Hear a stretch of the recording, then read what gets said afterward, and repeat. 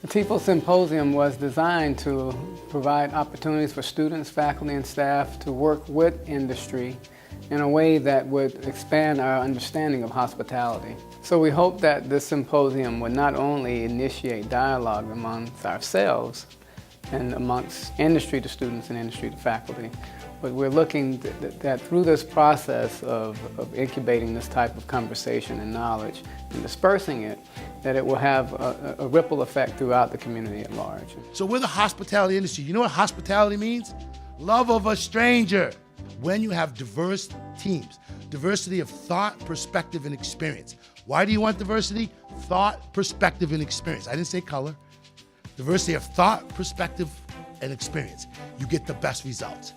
The idea of the Tiefel Professorial Chair was to bring into the classroom people active in the business so that both students and faculty could have a chance to hear firsthand what's going on in the business, what are the new trends, what are the hot items that should be thought of to keep, to update students and to keep the faculty relevant to the activities in the business. Unconscious bias is the new trend and the new hot topic in the world of inclusion and diversity. When somebody walks through the door, or the second that you meet somebody, in less than 30 seconds, you have a notion of who that person is.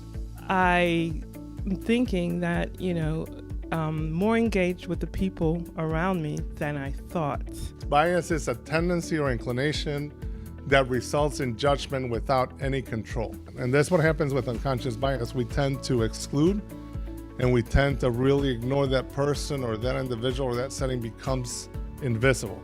To take that pause and believe and try to think, okay, what am I going to say next? How is that going to affect the person around me, my community, my environment? I learned so much at our family table in the kitchen because that's where real talk happens. And this is probably the most important, is to consciously listen. But the biggest thing also is recognizing what your strengths are. It's not what people tell you, it's what you feel that they are. So we all brought in meals from our culture. We also got to learn a lot from everyone's experiences. We talked about, oh, this dish works well with my culture and how we can change it, and just to be together and understand everybody has different experiences. Running a restaurant, running a Buffalo Wild Wings, running it very well is not rocket science. It's how do we get people to do what's in the business interest, align those interests to their interests when we're not supervising them real tight, when they have the latitude to do it when nobody's watching. So leadership is not about a position, it's about a way of being. It's knowing that nobody has more value than you have. Nobody has less value. Nobody has a better or a greater right to create what they want to create for themselves than you do. You can lead even no matter what position you are. Even if you're in the lowest position, you can always set an example for others. You have to focus on your own personal development. Be real to yourself in terms of the things that really matter to you, because you will be called upon to prove that over and over again.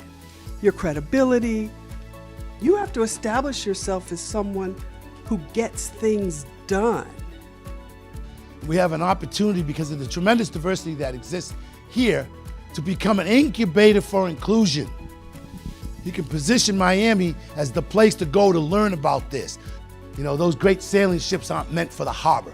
They're meant for out there in the sea. That's where you need to be, out there where great things can happen.